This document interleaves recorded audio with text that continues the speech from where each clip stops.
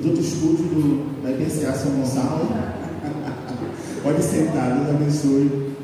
Glória a Deus.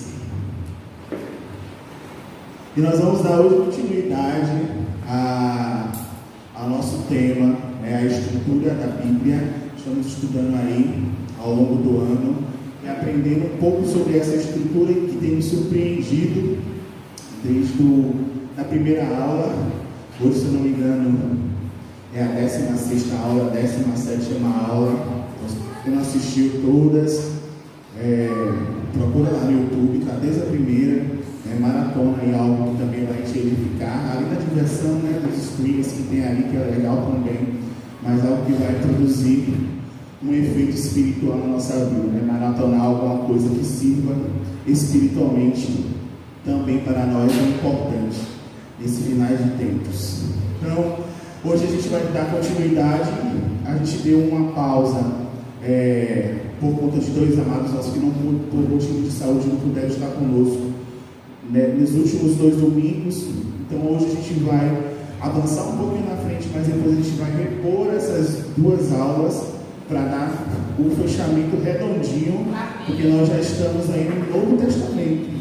Começamos aí com o início do Novo Testamento, os primeiros livros do Novo Testamento, mas hoje especificamente a gente vai entrar nos fatos históricos, alguns fatos históricos de Romanos, 1 e 2 Coríntios, Gálatas e Efésios, cartas, epístolas escritas pelo apóstolo Paulo, e falar de fatos históricos, falar da estrutura bíblica desses livros é realmente algo que denso, é algo que tem bastante coisa, não dá para falar tudo em apenas 1 hora, mas a nossa pretensão é fazer com que você aqui, você de casa, esteja instigado a pesquisar mais na palavra do Senhor e a buscar conhecer, assim como eu preparei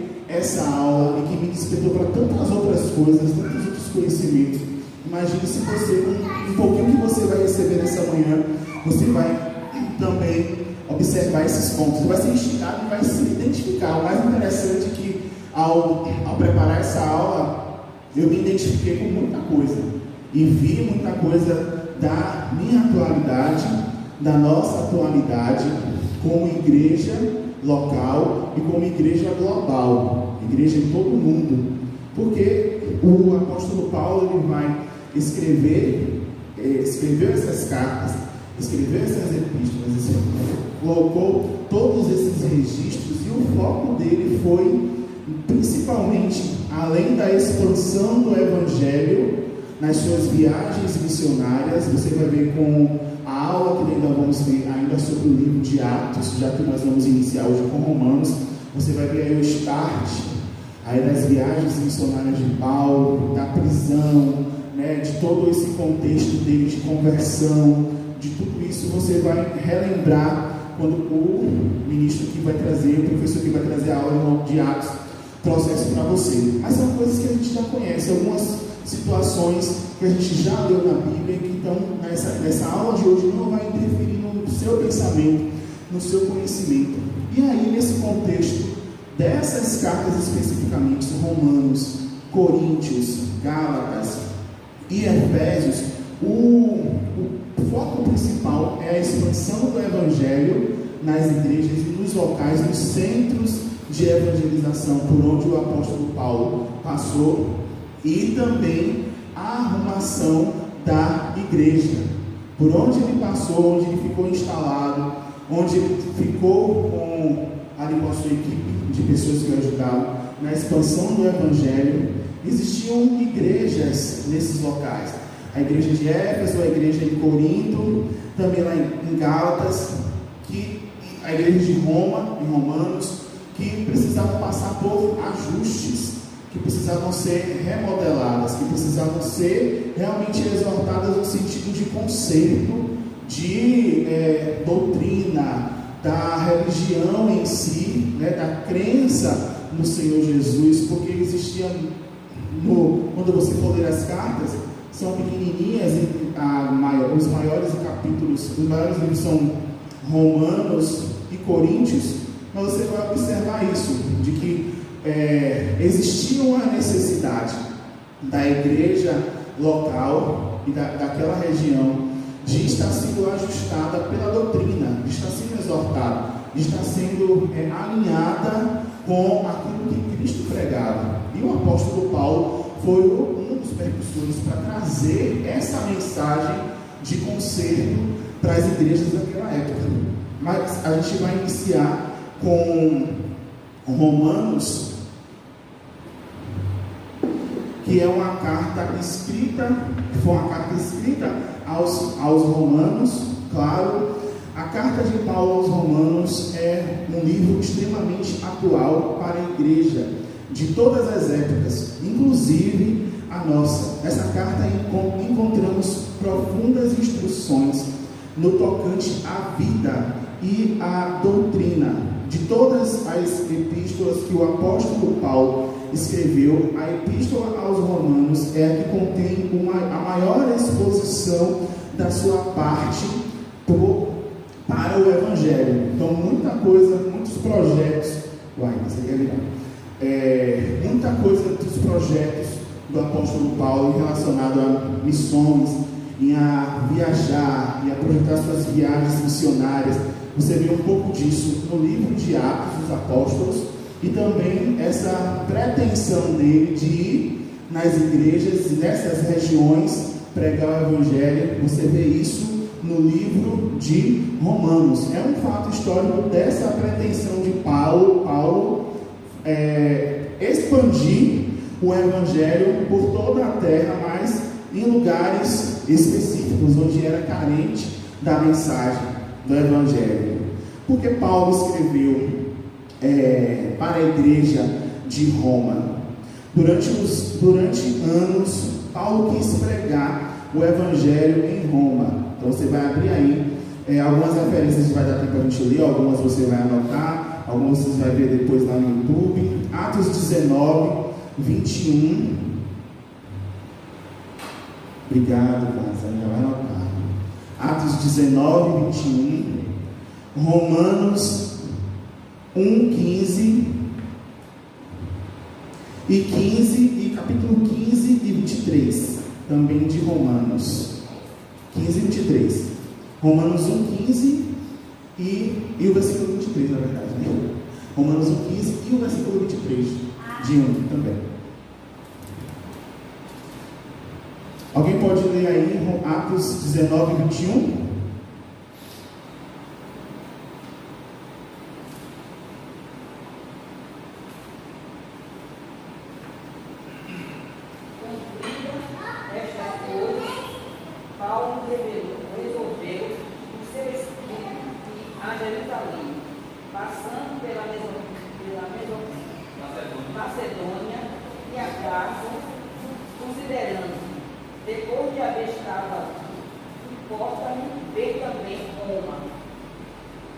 Isso, o projeto dele, já como te falei, no capítulo de Atos, no livro de Atos, você vai ver a pretensão de Paulo em fazer missões em Roma. Quem pode abrir 15, Atos 1, 15 e ler também o 23. Romanos 1, 15 e o versículo 23.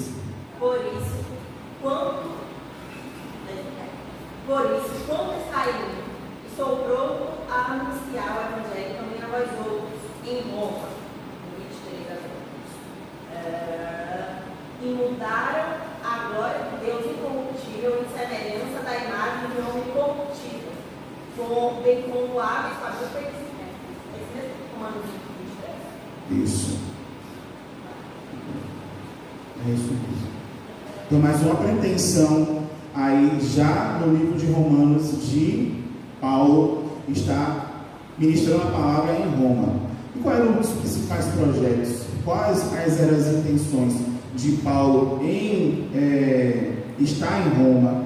Para que pudesse servir como base, né, a igreja de Roma e também fazer a sua missão de expansão do Evangelho e esclarecer e defender os seus ensinamentos.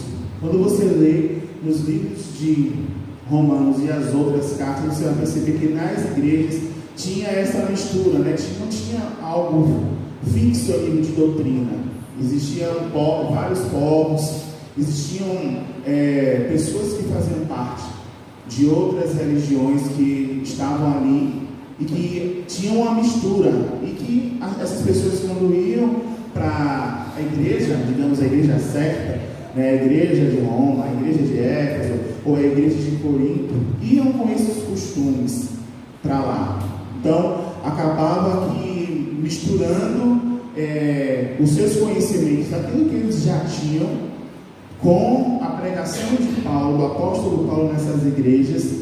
Por isso que existia essa necessidade da conscientização da doutrina, além da expansão do Evangelho, essa arrumação da casa do Senhor, para que todos esses costumes pagãos, de idolatria, de mistura religiosa que já existia antes da chegada de Paulo para fazer essas viagens missionárias, com esse povo que ia se agregando às igrejas, tinha essa necessidade de ter essa doutrina específica.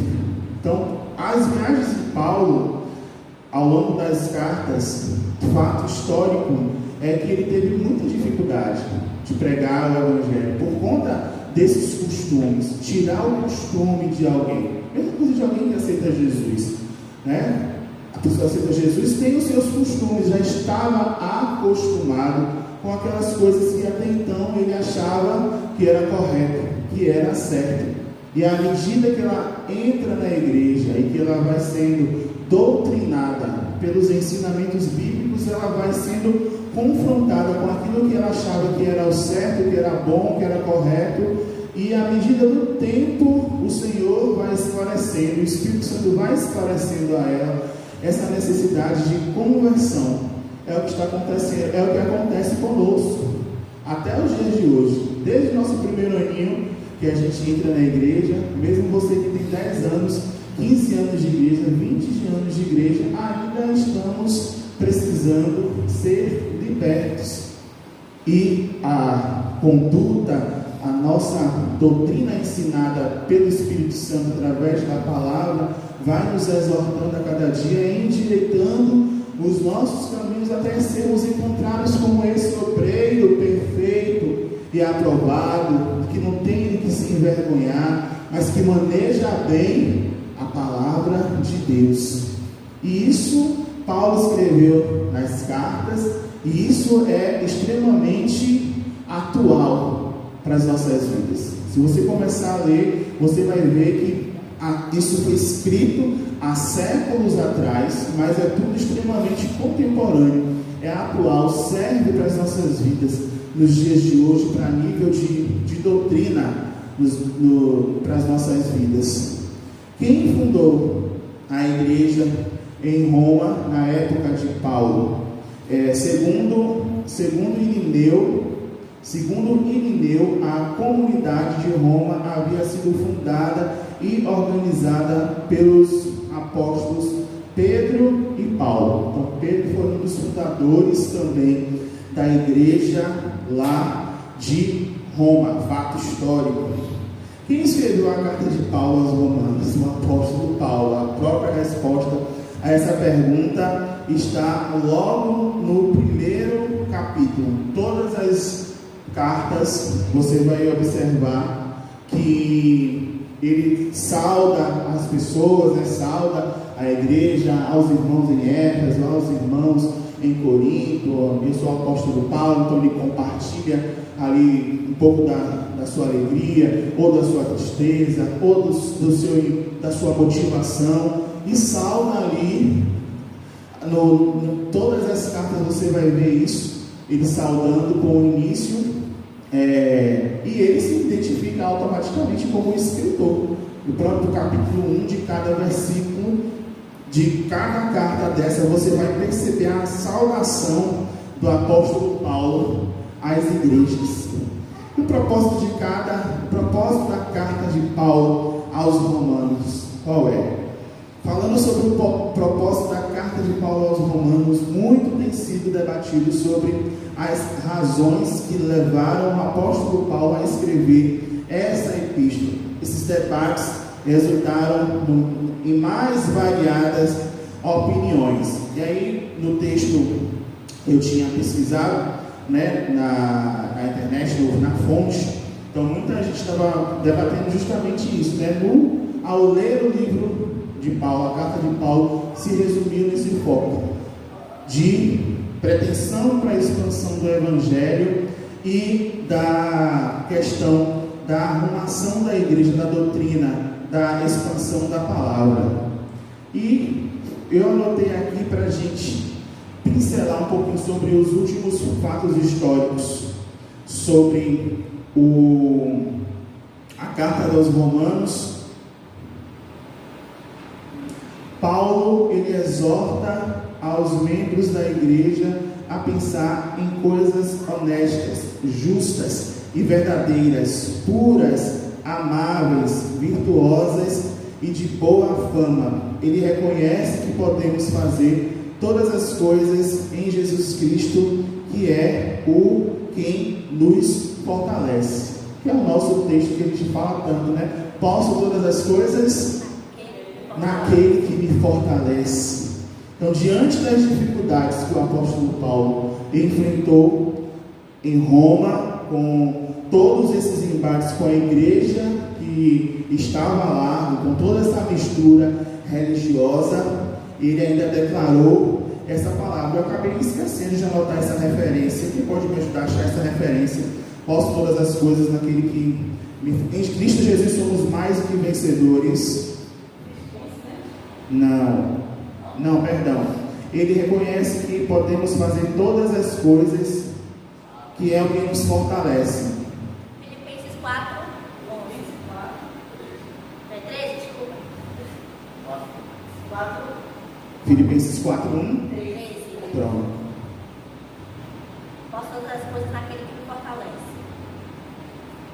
4, 13.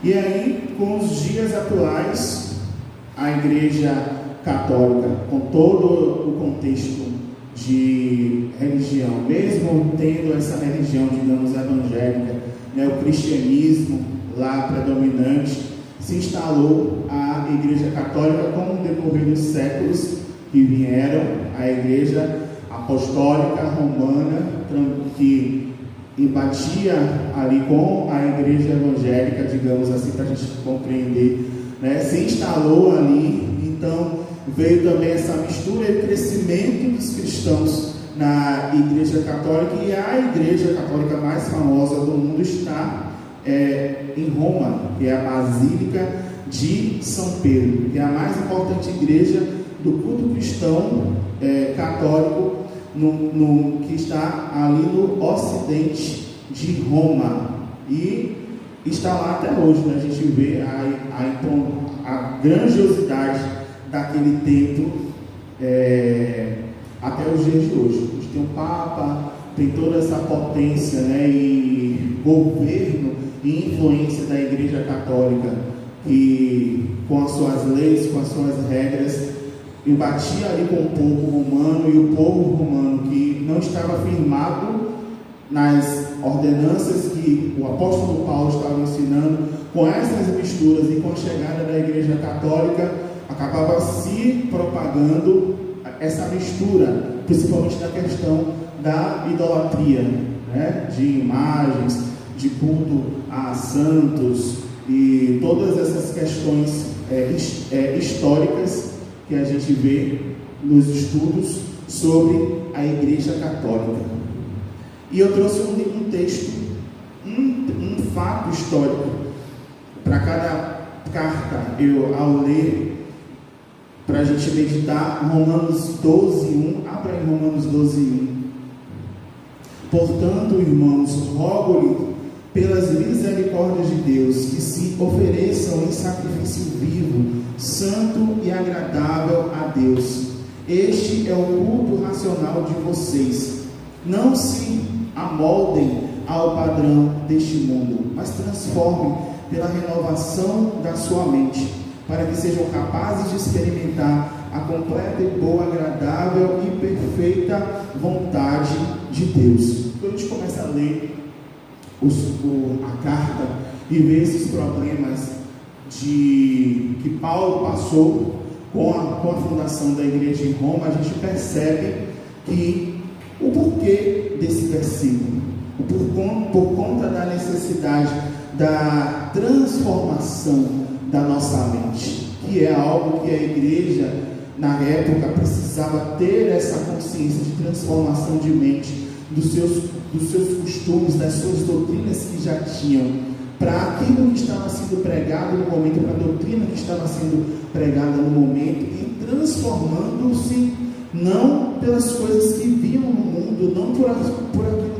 que estavam ao redor dela, não pelos problemas que elas que estavam ao redor dela, mas por conta dessa transformação da mente, um culto racional, de integridade, de corpo e alma e espírito, não só de levantar de mãos, não só de ir ao culto, mas o que nós percebemos nas cartas é de que além do espírito, além da alma, Paulo também estava se preocupando também com a conduta do povo, do comportamento do povo. Por isso que existe esse culto racional que está em Romanos 12, agradável, um sacrifício vivo, santo e agradável a Deus. Um sacrifício vivo, nós estamos vivos, então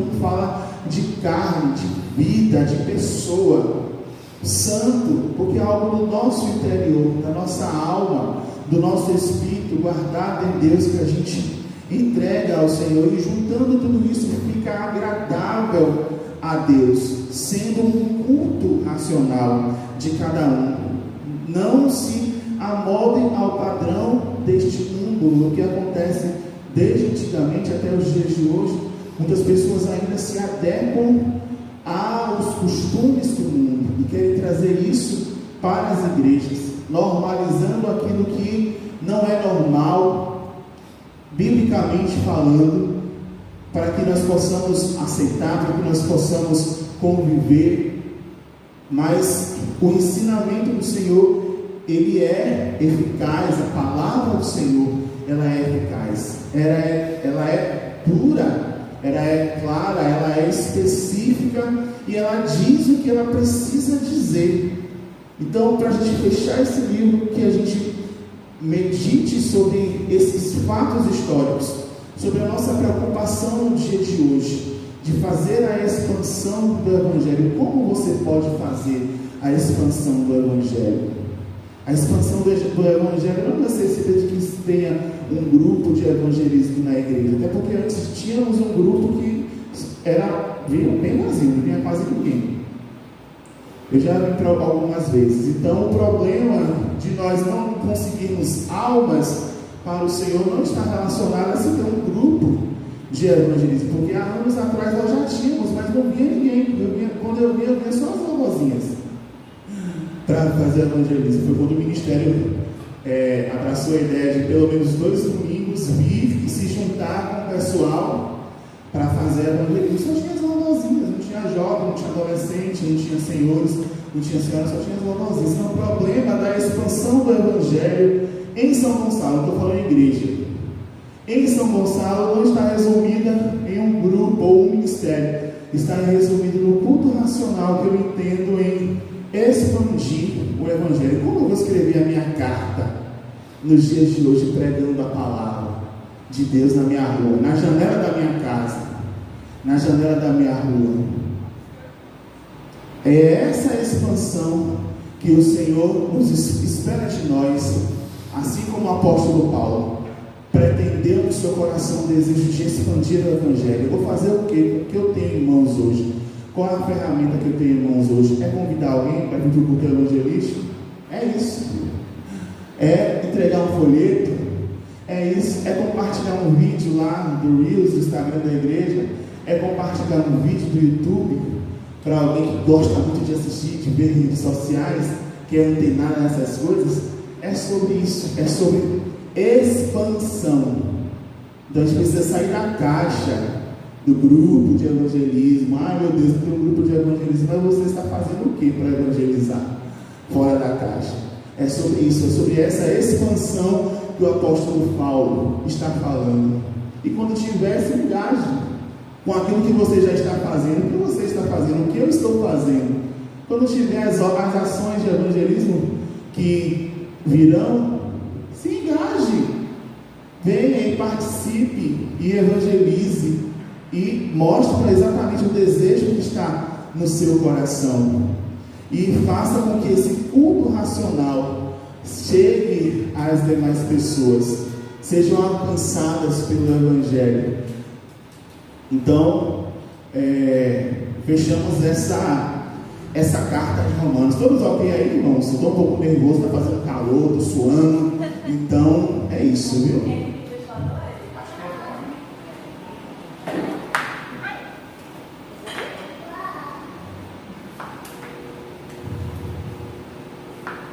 De Romanos, nós vamos para 1 e 2 Coríntios, pegando alguns pontos históricos. A gente não tem como falar de tudo, de 1 e 2 Coríntios, nem de todas as outras cartas, que é bastante coisa. Por isso que o intuito é instigar você a ler.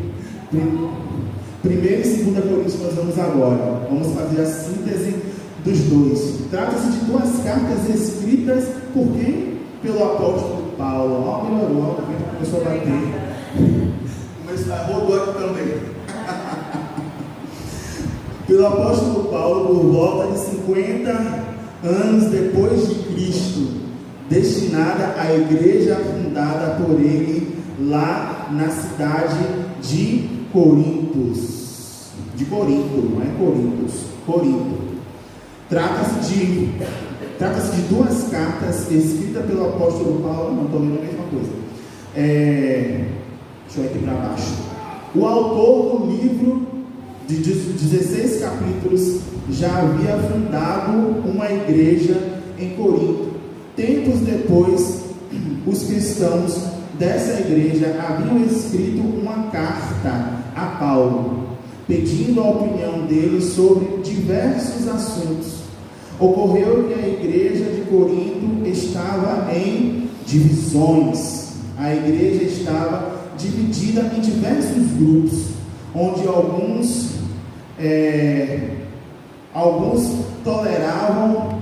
toleravam imoralidade sexual, outros apresentavam indícios de orgulho e ainda um conflito acerca dos dons do Espírito Santo, que estavam sendo utilizados na igreja de uma forma equivocada. E com essa diferença dentro da igreja, os cristãos de Corinto estavam se distanciando da essência dos ensinamentos do Senhor e seguindo determinados líderes espirituais. E aí vem um texto que você pode anotar, 1 Coríntios 1:12. 1 Coríntios 1:12. Refiro-me ao fato de cada um de vós dizer: eu sou de Paulo, e eu de Apolo, e eu de Cefas, e eu de Cristo. Então já começou aí a chegada de Paulo na igreja de Corinto. Ele já fala isso nos primeiros versículos do capítulo 1, e no versículo 17 ele já consegue identificar no panorama da igreja essa questão da divisão. Eu sou de Apolo, eu sou de Cefas, eu sou de fulano de tal, eu gosto de fulano, eu sou ando com ciclano. Gente, quando vocês começarem a ler, vocês vão perceber que isso é extremamente atual. Quanto serve para as nossas vidas, para que nós possamos ser doutrinados nos dias de hoje. Então havia já esses problemas na igreja de Corinto, e nesse contexto Paulo escreve a sua primeira carta aos Coríntios. com o intuito de conscientizar o povo sobre a importância da santidade na convivência entre as pessoas. Aí você vai anotar agora 1 Coríntios 3:3. 1 Coríntios 3:3. Porquanto, havendo entre vós ciúmes e contendas, não é assim que sois carnais e andais segundo o homem? O respeito e a busca do Espírito Santo, e sobretudo restaurar a unidade da igreja ao verdadeiro motivo, a sua razão de ser e essência de Jesus Cristo. Outro texto que você vai ler aí, cadê aqui? 1 Coríntios 6, 19 a 20. 1 Coríntios 6, 19 a 20.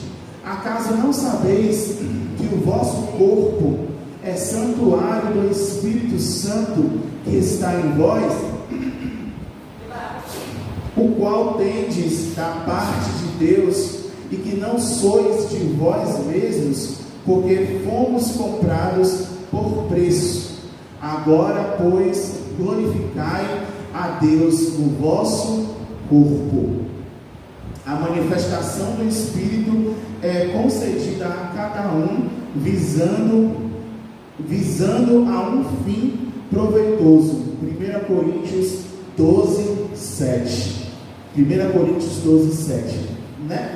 Na primeira carta, no primeiro capítulo, Paulo já chegando com os olhos espirituais e com a sua sabedoria dada pelo Senhor, com a sua chegada em Corinto e na igreja de Corinto, percebendo essas situações, essas questões, ele começa a ministrar sobre o povo, sobre essa necessidade da unidade, sobre essa necessidade de guardar o corpo.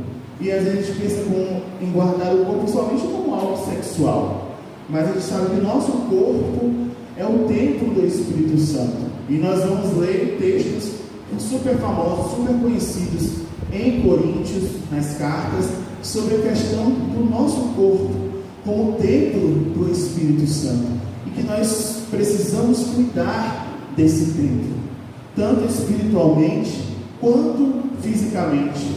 Então, um alerta, mais uma vez, que a gente relembra daquilo que ele falou sobre o culto racional, vivo, de corpo e santo, de alma e espírito. A gente vê isso reverberando em Corinto, na igreja, sobre essa necessidade de corpo, de alma e de espírito, sobre a confusão que estava em aquilo que eles entendiam que era ser da parte de Deus, como os dons do Espírito Santo, e que faziam uma grande confusão. Precisava ordenar os dons, como serem utilizados, quem fala primeiro, quem exerce tal função, quem ministra. Então tem muitos contextos históricos que a gente vê na carta de Coríntios, sobre essa necessidade dessa arrumação. E a gente vê que em Romanos já existia uma situação cultural de região, de Roma. Quando ele chega em Corinto, ele já vê uma situação mais específica, mais interna, se tratando da igreja de Cristo daquela época. Quais são os fatores históricos que a gente consegue observar? A exortação e o conserto e a organização. Quais foram os problemas identificados? Divisões, imoralidade na igreja. Mas quais foram também os ensinamentos? Quando você começa a ver a estrutura da Bíblia em Coríntios, você vai ver vários assuntos, não só sobre a questão de a exortação, porque a gente sabe que Paulo, ele desceu o pau mesmo em Coríntios, exortando mesmo, porque estava demais as situações que aconteciam naquele lugar, naquela igreja. Mas ele também vai trazer alertas e ensinamentos. Você folheando a estrutura de Coríntios, você vai ver que ele vai falar sobre o casamento, sobre os dons espirituais e sobre o incentivo à contribuição, né? Sobre entregar ao Senhor com alegria, né? As suas ofertas, mais especificamente ele fala de ofertas, e a gente entende que a oferta não é só o dinheiro em si, mas a nossa colaboração para o reino e a nossa colaboração, se você beber água, a nossa colaboração como igreja.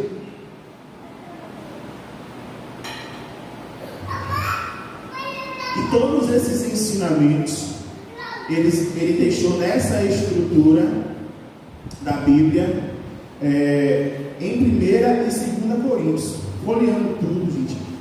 Os principais pontos que você vai identificar, a gente não vai detalhar agora, porque a gente não tem tempo, mas você vai observar que a base, a estrutura da Bíblia em Coríntios é a arrumação da igreja, doutrinar a igreja. E eu peguei um texto, que é o último capítulo de 2 Coríntios, que você vai abrir, que eu achei formidável, achei incrível, 2 Coríntios 13, eu vou até abrir aqui também, espera aí, abra aí, 2 Coríntios 13,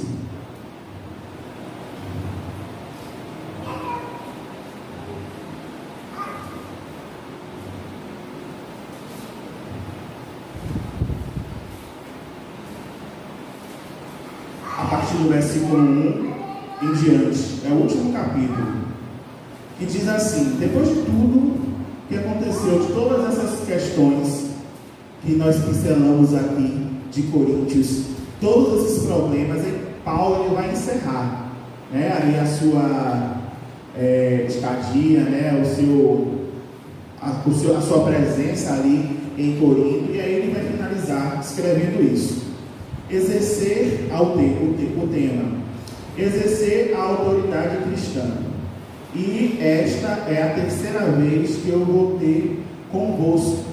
Por boca de 2 ou 3 testemunhas será confirmada toda a palavra.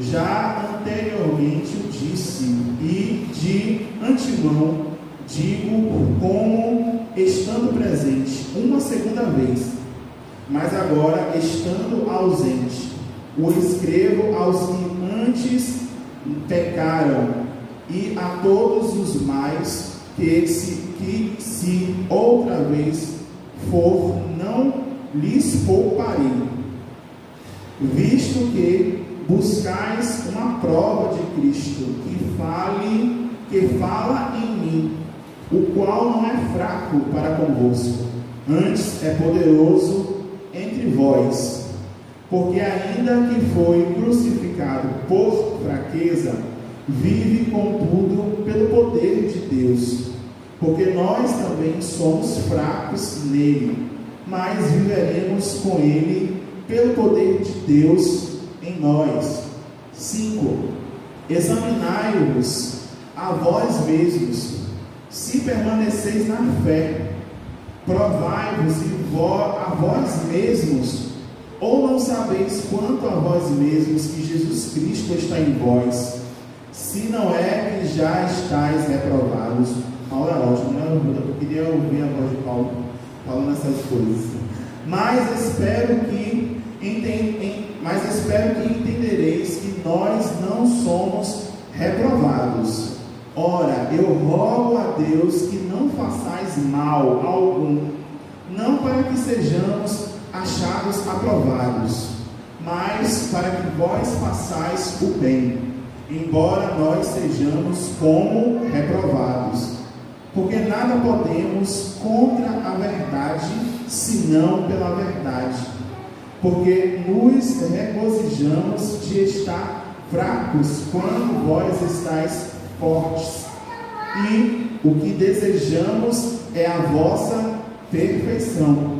Portanto, escrevo estas coisas, estando ausente, para que, estando presente, não use de rigor, segundo o poder que o Senhor me deu para edificação, e não para a destruição.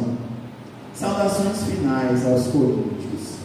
Quanto ao mais, irmãos, regozijai-vos, sede perfeitos, sede consolados, sede de um mesmo parecer, vivei em paz, e o Deus de amor e o Deus de paz seja convosco. Saudai-vos uns aos outros com um beijo santo. Todos os santos vos saudam. E a bênção apostólica, a graça do Senhor Jesus Cristo e o amor de Deus e a comunhão do Espírito Santo sejam com todos vós. Amém? Gente, que loucura, depois de toda essa problemática que o apóstolo passou na igreja de Corinto, ele ausente, ele escreve isso, ele diz, pelo amor de Deus, preste atenção, e na linguagem de Edmundo dos dias de hoje, preste atenção em tudo que vocês já viveram, o que eu passei com vocês aí, o que a gente conseguiu arrumar. Agora, na minha ausência, preste atenção, porque quando eu voltar, para não precisar usar a autoridade de fato, com rigor, para vocês não ficarem falando mal de mim na minha ausência ou na minha presença, preste atenção, convivam em paz, usem de sabedoria. Quando eu li isso, o beijo santo, se ele pediu para dar um beijo santo, porque existe um beijo que não é santo, um beijo santo, não necessariamente que você vá até a pessoa, você vai dar um beijo, mas eu acredito que quando ele escreveu sobre a questão desse beijo santo, embora não fosse uma cultura, mas eu acredito que no coração dele era a questão da nossa sinceridade uns com os outros, dessa unidade uns com os outros, de dar e de saudar uns aos outros, como ele está dizendo, com esse beijo santo, com essa sinceridade, de que se você não consegue dar esse beijo santo, mas que você consegue conversar com o seu irmão, com a pessoa que está convivendo com você nessa comunidade chamada igreja, que não é de Corinto, mas é a igreja de São Gonçalo, trazendo para o nosso contexto atual, com quem você consegue hoje dar um beijo santo, e com quem você ainda não consegue dar um beijo santo. É dentro desse alinhamento com Deus, trazendo agora o ensinamento da carta para as nossas vidas, de tantos ensinamentos que nós temos ouvido desse altar, para nós consertarmos a nossa vida, para nós sermos libertos, para a gente chegar à estatura de dar um beijo santo uns com os outros, começando por mim, começando por cada um de vocês, entendendo a palavra da profeta que está conosco, que é a pastora Ana, que pode ser configurada completamente nos textos bíblicos como qualquer outro pastor, como qualquer outra pastora, como alguém que está à frente, assim como Paulo estava à frente da obra da igreja, que tinha todos esses problemas, né? Afinal de contas, Paulo ele é maravilhoso, super conhecido pelas suas ações, pelas suas viagens missionárias, pela sua boa eloquência, mas ainda assim ele passava por todos esses problemas e tinha que escrever isso à distância para deixar a igreja ciente dessas coisas. Não esqueçam disso, pelo amor de Deus. Quando estiver ausente, façam tudo certinho, é o que ele quer dizer. Lá em Filipenses, eu estou pulando já, estou pegando matéria de outra pessoa, ele também vai falar sobre essas questões na minha ausência, né? Façam tudo certo. Não estou dizendo exatamente as palavras corretas, mas é o mesmo entendimento e pensamento que ele vai deixar lá em Filipenses, nos outros livros, nas outras cartas que ele escreveu, da ausência dele, porque ele tinha outros compromissos, outras coisas para fazer, mas que quando ele não estivesse presente, as coisas seguissem em ordem. Nas outras matérias você vai perceber isso. Então, fechando 1º e 2 Coríntios, fato histórico. Às vezes você esperou falar sobre as guerras, sobre não sei o que. Não, o fato histórico é esse, de que nós somos a igreja e que o texto que foi escrito lá há séculos atrás é contemporâneo e serve para nos doutrinar nos dias de hoje. Então, obedeçamos, né, aos nossos líderes. Quais são as orientações? Quais são as doutrinas? O que nós estamos firmados?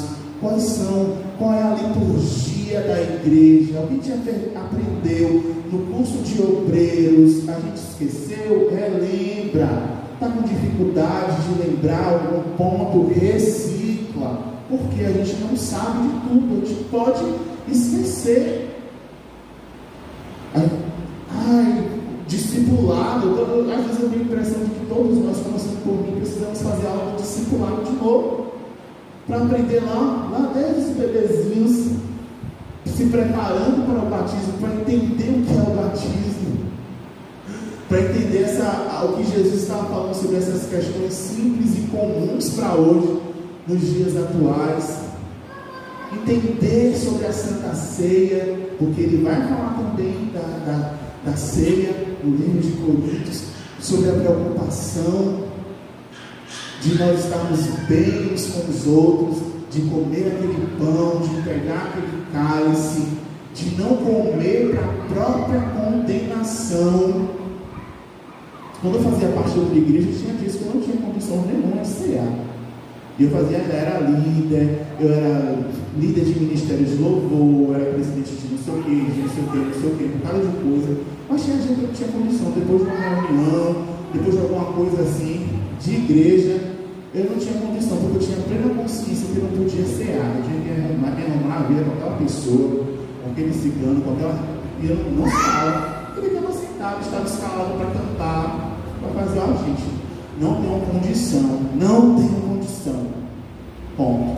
Até me arrumar com a pessoa e pronto. E aí para seguir em frente. Porque a intenção sobre unidade na igreja de Corinto. Porque o apóstolo Paulo entende que nós somos pessoas que vamos viver juntos lá no céu. Então, o foco das nossas vidas e hoje é tentar conviver com a pessoa mais chata que nós achamos, para que a gente possa conviver com ela lá no céu. Porque, como eu falei na semana passada, aqui é só um ensaio para aquilo que a gente vai viver por uma eternidade, com a pastora Ana, com a presbítera Célia, com o Janine, com o mestre, com Dayana. É só um ensaio, a gente não tem como se separar, porque é corpo. Isso. Então é sobre isso, é sobre essa unidade, não é sobre você fugir da realidade. Como eu falei semana passada e repito, eu vou mudar de igreja porque não aguento mais aquela pessoa. Não vai funcionar no culto. E repito, você não vai entrar no céu, desculpa te dizer.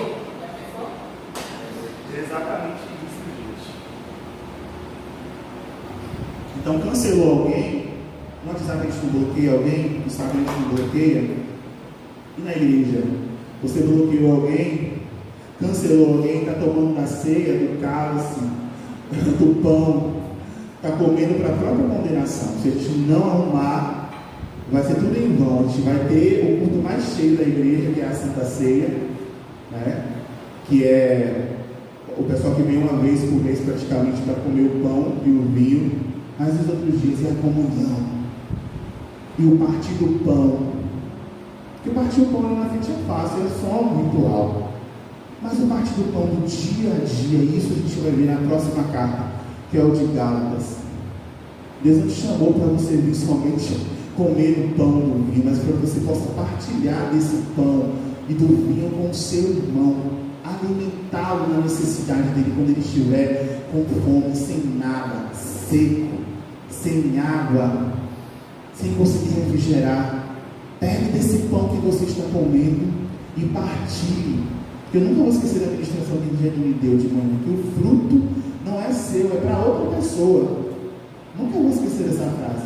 Tudo que você semeia, tudo que você constrói, tudo que você aprendeu até hoje na casa do Senhor não é para você guardar no seu baúzinho, é para você partilhar para o outro, para que nós possamos crescer nessa congregação, em todos os sentidos. Alguém aí, 1 e 2 Coríntios? Aprovado? Jesus, socorro. Vamos lá. Efésios. A carta de Efésios é uma das epístolas escritas por Paulo no Novo Testamento, e desde a saudação aos destinatários até as saudações finais, a carta de Paulo aos Efésios ela traz ensinamentos importantes aos cristãos, enfatizando as bênçãos espirituais resultantes da obra da redenção e as implicações de ser a igreja de Cristo. A carta aos Efésios é uma das cartas da prisão de Paulo, ou seja, ela está entre as cartas de Paulo que foram escritas quando o apóstolo estava aprisionado pela primeira vez em Roma. O autor da carta de Paulo, claro, ele já se identifica logo no início, falando que é ele que está escrevendo, e os destinatários da carta aos Efésios Éfeso, a cidade de Éfeso. E na saudação aos destinatários da carta aos Efésios, nós lemos que ele diz, uma parte, aos santos que estão em Éfeso e fiéis em Cristo Jesus. Efésios 1, capítulo 1. A cidade de Éfeso era a principal cidade romana da província da Ásia e servia de ligação entre as partes ocidental e oriental do Império Romano. Então aqui é a parte geográfica onde Éfeso, dentro de Roma, ficava localizada. Mas em Éfeso, o Evangelho de Cristo, pelo poder do Espírito Santo, prosperou. O apóstolo Paulo ficou na cidade durante um período considerável e o seu ministério ali foi decisivo para a expansão de novo, expansão do Evangelho por toda aquela região da Ásia Menor. E o propósito, tema e mensagem e características da carta aos Efésios. Daqui a pouco eu vou pausar e a gente vai conversar. O propósito da carta aos Efésios é conscientizar os crentes acerca de seus privilégios e compromissos como igreja em Cristo, diferentemente das outras cartas em que Paulo precisava tratar de controvérsias locais. Na epístola aos Efésios, o apóstolo expõe uma parte importante da sua teologia em caráter mais geral. E o tema predominante na epístola aos Efésios é a posição da igreja em Cristo, isto é, a unidade de todos os crentes em Cristo. E é nesse sentido que a mensagem da carta de Paulo aos Efésios traz essa importante compreensão acerca do ministério da igreja. Então, aqui, além de repetir algumas coisas de experiências desde Romanos, desde Coríntios, foram coisas mais assim incisivas, mais fortes, que movimentou muito a vida dele, digamos que em Éfeso e na igreja aos Efésios.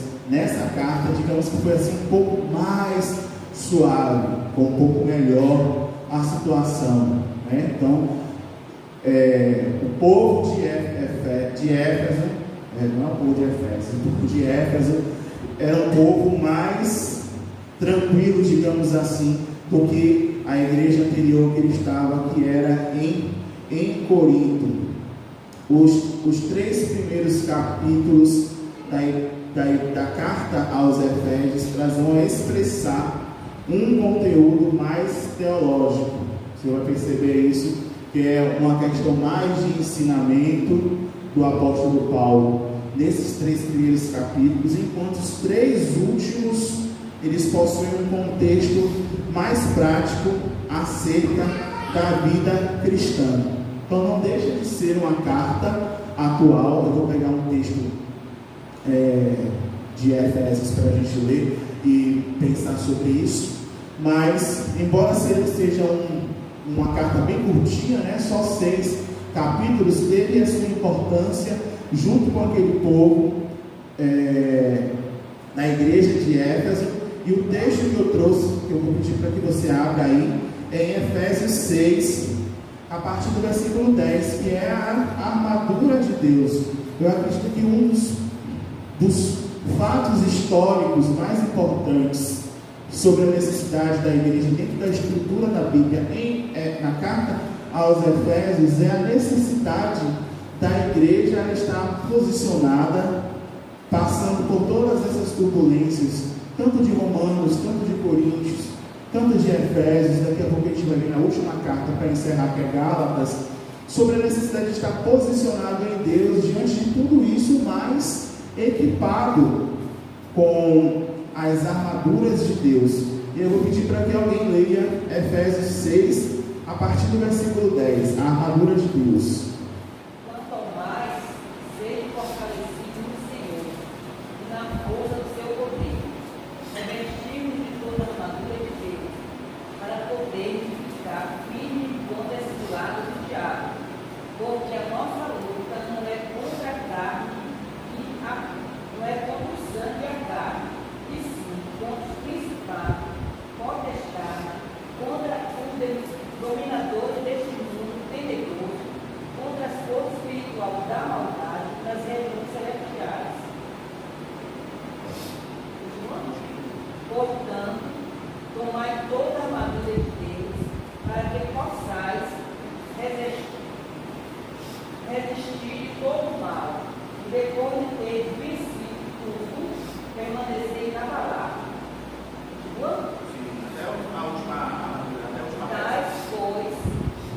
Estais, pois, firmes, cingindo-vos com a verdade, revestindo-vos da couraça da justiça, calçai os pés com a preparação do Evangelho da paz, abraçando sempre o escudo da fé, com a qual podereis apagar todos os dados inflamados do maligno.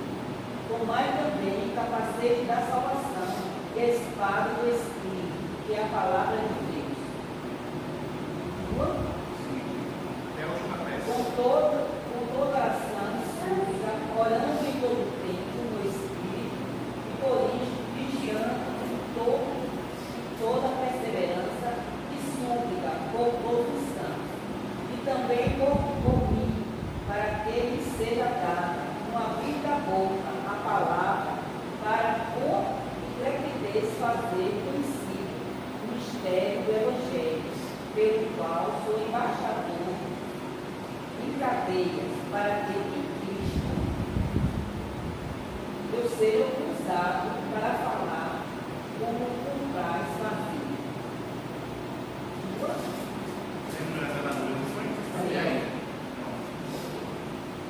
E a gente vê o texto principal.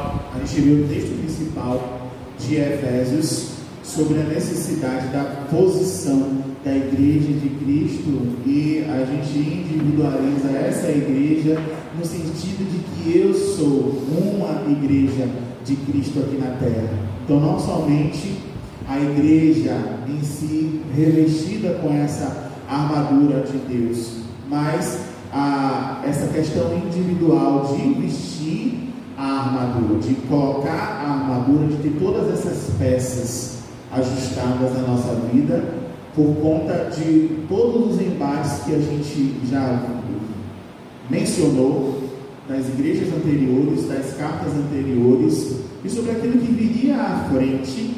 Paulo esclarece a igreja aos Efésios sobre essa necessidade, esclarecendo de que toda essa guerra, toda essa problemática não é contra o sangue, né? Não é contra a carne, não é contra pessoas, não é contra estruturas, mas são situações espirituais, são seres espirituais. Então ele começa ali a descrever a quem de fato nós precisamos lutar e batalhar, e repreender, e guerrear, e estar revestido com esse poder, com essa autoridade, que é a armadura. A gente tem que dizer que são as armaduras de Deus, né? Mas é a armadura de Deus. Não existem várias armaduras, mas existem as peças que compõem a armadura de Deus. E são essas que nós precisamos calçar, vestir, colocar, ajustar, para que nós possamos, como igreja, vencer todas as batalhas e guerrear contra as potestades, contra os principados, contra os demônios, contra os príncipes desse mundo. A gente não pode fazer essas guerras, batalhar essas batalhas de qualquer jeito. Por isso a necessidade de se revestir, para que todas essas peças possam estar ajustadas e para que o soldado ele não possa morrer na batalha. Então, o tempo de nós, como igreja, se identificando como a igreja de Éfeso, de posicionarmos melhor a nossa armadura. Cada uma delas é o texto que você leva para casa, meditando versículo por versículo na armadura, começando por mim. Qual a armadura, qual a peça dessa armadura que eu preciso estar ajustando na minha vida hoje? E por que eu não estou vencendo tal batalha na minha vida, uma vez que eu entendo que a minha vida, meu culto racional, entra de novo em Romanos, é vivo, meu corpo santo, alma e espírito, e eu entendo que eu tenho esses embates, esses problemas todos de Romanos e de igreja de Coríntios, igreja de Roma, igreja de Corinto, igreja de Éfeso, e porque eu estou batalhando tanto, eu não estou conseguindo vencer essas batalhas, se não é contra o sangue e a carne. Com quem eu estou batalhando? Será que eu estou guerreando de uma forma errada e estou retrocedendo nessa batalha? Existem momentos que o soldado tem que dar um passo para trás. A gente vê isso nos filmes de guerra. Amo filmes épicos. Mas essa volta para trás está sendo dado um comando pelo Senhor, ou é o tempo de fato de avançar? Quais as armaduras que nos fazem? Qual a armadura? A gente tem que falar quais as armaduras. Qual a armadura, qual a peça que precisa estar ajustando para que eu possa dar e continuar avançando o meu passo para frente, e o meu passo para trás, e meu passo para correr, e meu passo para resguardar, entendendo a guerra espiritual, a batalha espiritual da minha vida. E aí depois a gente parte para o global, que é a igreja de Cristo, vencendo as potestades e os principados no ministério, na igreja, nas regiões celestiais, orando, né, quando a gente ora no culto, na abertura, para que o Senhor repreenda toda a ação do inimigo dentro e fora. A gente sabe que nós temos dificuldades nessas questões, e se a gente não ora, a gente não repreende, né, a gente pode deixar o inimigo solto para que possa estar fazendo aquilo que ele quer, entendendo o mundo racional como um todo nas nossas vidas. Coloquei daí, você está falando? Entendendo essa guerra espiritual nas nossas vidas, para que a gente não possa ser um soldado ferido, para que a gente avance, para que a gente prossiga recebendo os comandos do Senhor e batalhando as guerras que a gente precisa batalhar, saindo de guerras que a gente não foi convocado para batalhar e exercendo aquilo que Deus tem para as nossas vidas nesse tempo.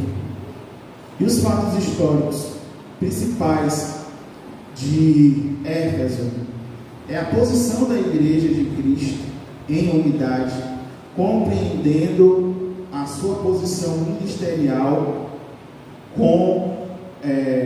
equipada com a armadura de Deus, uma noiva de Cristo. foi a capa da série que a Aline fez, a Armadura de Deus, que a proposta não era da capa, todas as imagens ela tem um propósito específico. Era uma mulher que estava completamente armada, né, com a espada olhando para o horizonte, mas toda armada, com a espada na mão, com o escudo, e ela ali estava representando a noiva de Cristo. A gente às vezes só tem a ideia fofinha da igreja de Cristo, de noiva, vestida somente de branco, de salto alto, maquiada, assim como o Senhor também nos vê.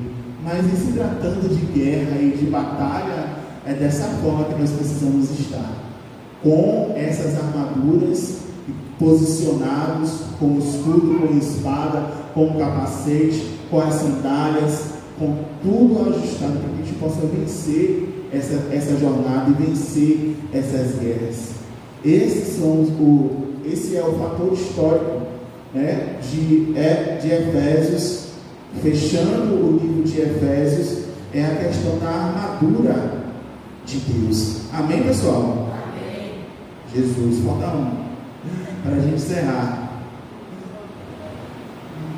E nós vamos para Gálatas, que também é curtinho, igual a Efésios.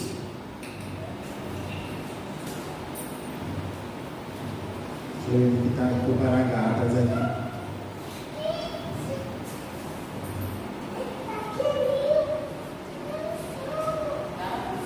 Gálatas, isso.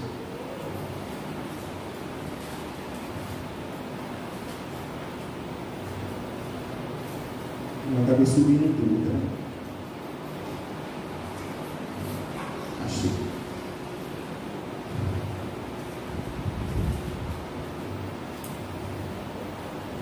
Vamos lá para Gálatas para a gente fechar essa manhã. O livro de Gálatas ele nos ajuda a entender o significado do sacrifício de Jesus e o papel da fé na vida cristã. Ele enfatiza que a salvação é somente pela graça, por meio da fé em Jesus Cristo, não pelas obras da lei. Paulo lembra aos Gálatas que eles foram libertos da escravidão da lei e agora são filhos e filhas de Deus. O livro ele aborda a controvérsia em torno da necessidade da circuncisão e adesão à lei mosaica para os gentios convertidos. Também sobre viver na liberdade do Espírito e não se submeter ao jugo da escravidão da lei. O livro ele serve como um lembrete da importância da unidade entre os cristãos, independentemente da etnia ou origem. A importância da unidade do corpo de Cristo.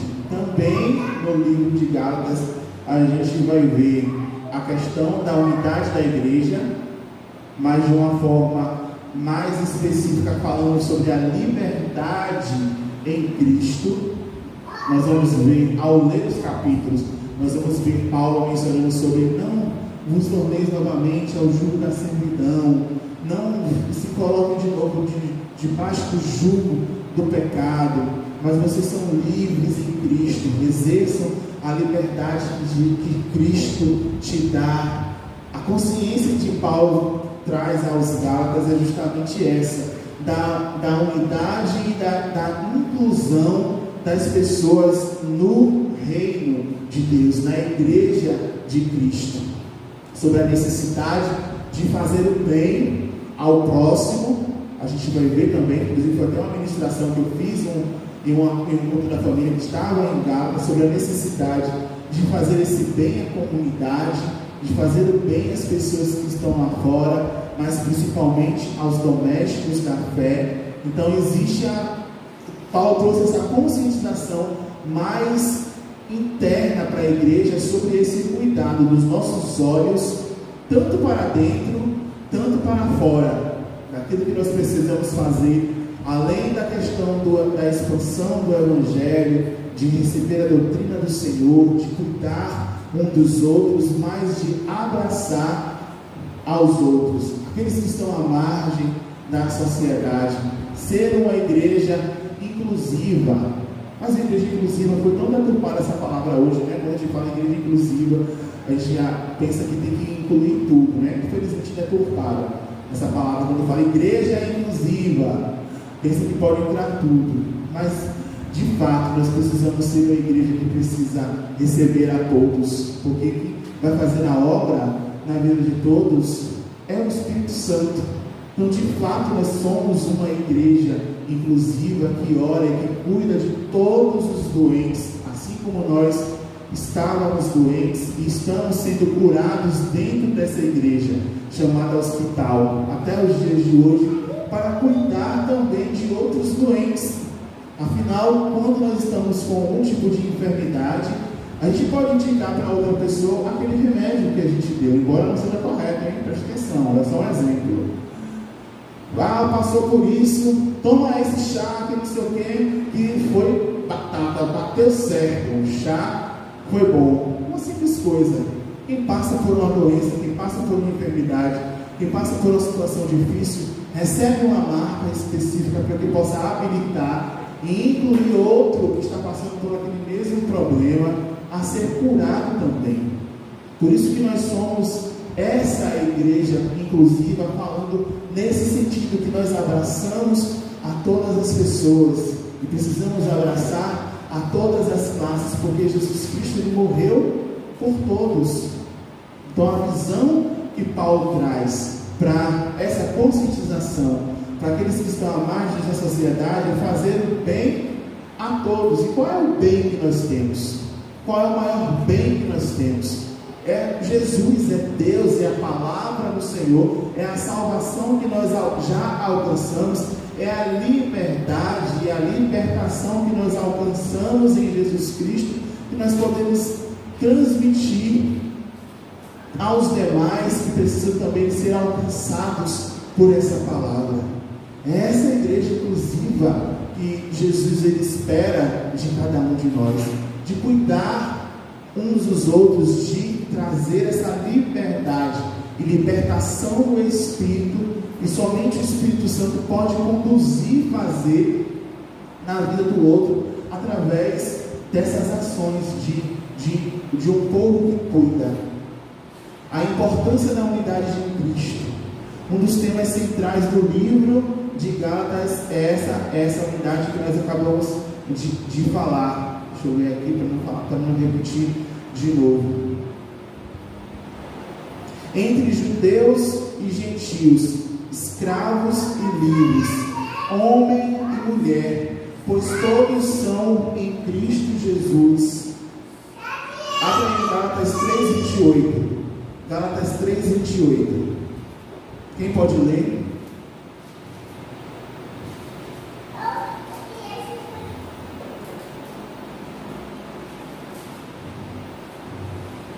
Gálatas 3:28. Isso. Ou é isso. Exato. Não pode haver judeu nem grego, nem escravo nem livre, nem homem nem mulher, porque todos vós sois um em Cristo Jesus. Amém. Então nós agachamos as nossas armas e olhamos uns para os outros com o olhar de Cristo, com essa igreja visionária que estava em Gálatas, que Paulo estava ministrando, de abraçar uns aos outros ministrando o Evangelho. E agora você abre em Gálatas 5:18 para a gente fechar, 5:16 para a gente fechar com Paulo. Não tem como não deixar um alerta para a igreja, por mais que a igreja seja arrumadinha, fofinha, né? Tem alguma coisa que precisa ser ajustado, que precisa ser falado. Paulo vai deixar a palavra de alerta, de exortação, para que as pessoas não caiam no erro. Quem pode ler Gálatas a partir do versículo 16, que são as obras da carne e os frutos do Espírito. Digo, porém, andai no Espírito, jamais fazer a concupiscência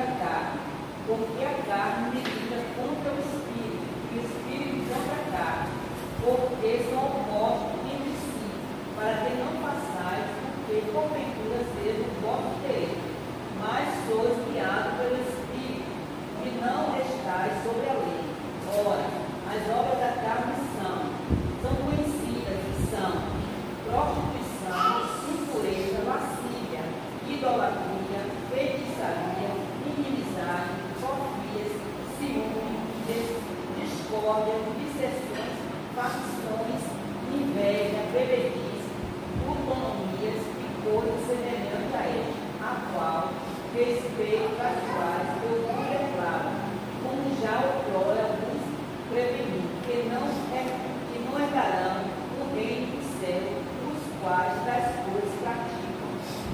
Mas o fruto do Espírito é amor, alegria, paz, longanimidade, benignidade, bondade, fidelidade, mansidão, domínio próprio. Contra estas coisas não há lei. Os que são de Cristo Jesus crucificaram a carne, com os quais, com as suas paixões e concupiscências.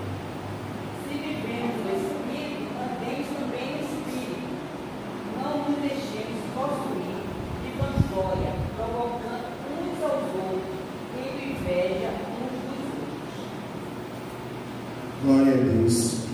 E aí, esse é um fato histórico, se é que podemos falar assim, do tema central desse amor e dessa unidade e dessa inclusão e de vivência com os irmãos de dentro e com o nosso olhar para as pessoas que estão lá fora, fazendo o bem a todos, sem distinção, levando a palavra de Deus, mas não esquecendo de que as experiências de que Paulo passou em todas as igrejas, das obras da carne, dos frutos do Espírito, sendo abordados de alguma forma, de uma forma prática, os frutos do Espírito em todas as nossas experiências, eles precisam aflorar.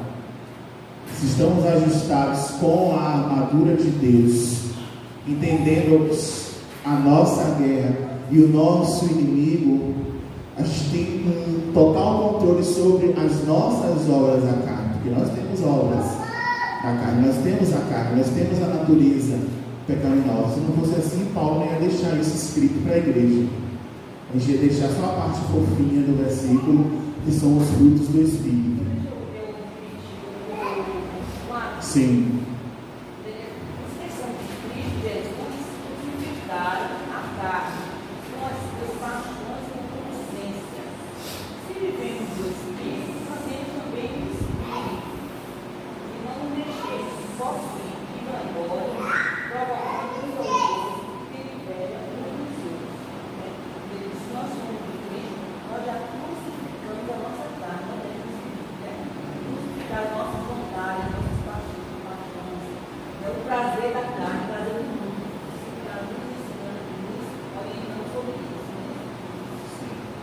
Com certeza. E se a gente consegue equilibrar tudo isso e aflorando os frutos do Espírito na nossa vida, a gente consegue ter uma vida melhor, a gente consegue viver melhor em sociedade, a gente consegue ser essa igreja inclusiva como estamos lá fora, sendo servos de Deus.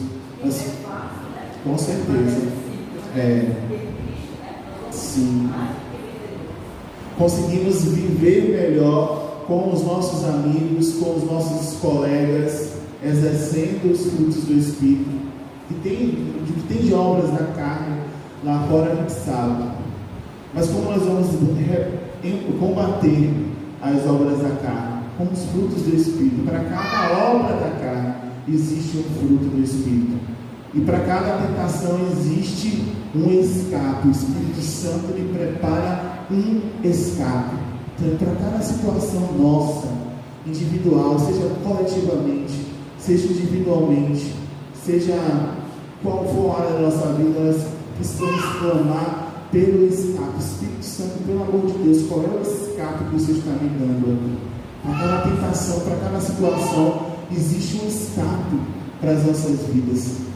E a gente treina os frutos do Espírito da nossa vida coletivamente e individualmente. Nós seremos melhores cristãos, nós seremos melhores pessoas, seremos bem vistos lá fora.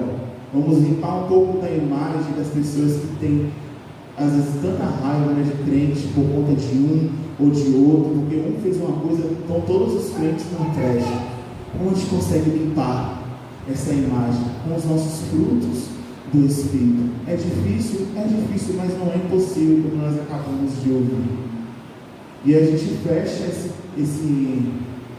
essa aula dessa manhã com um resumo dos fatos históricos. Os fatos históricos é esse, de que nós precisamos levar a palavra de Deus, assim como o apóstolo Paulo fez, enfrentando os problemas que são de todas as igrejas, atuais, antigas e recentes, passando por todos esses problemas que nós ouvimos, revestidos com a armadura de Deus, combatendo as obras da carne, com os frutos do Espírito, para que nós possamos ser uma igreja que escreve os Atos dos Apóstolos nos dias de hoje, da forma que Jesus Cristo quer ver a sua igreja aqui na terra. Que nós continuamos exercendo o apostolado de Jesus Cristo aqui na terra como igreja do Senhor, como servos do Senhor, deixando o rastro da sua salvação, da sua semente, por onde quer que nós passamos. Quem está escrevendo sobre nós somos nós mesmos. O que dizem os homens que eu sou? O que dizem os homens acerca de você, dos seus atos, das suas ações? Afinal, nós já somos conhecidos como uma carta viva, aberta, para que todos possam ler o que está em nós. Então a história continua. Os fatos históricos que nós vimos aqui, alguns tem muitos outros, não dá para trazer tudo.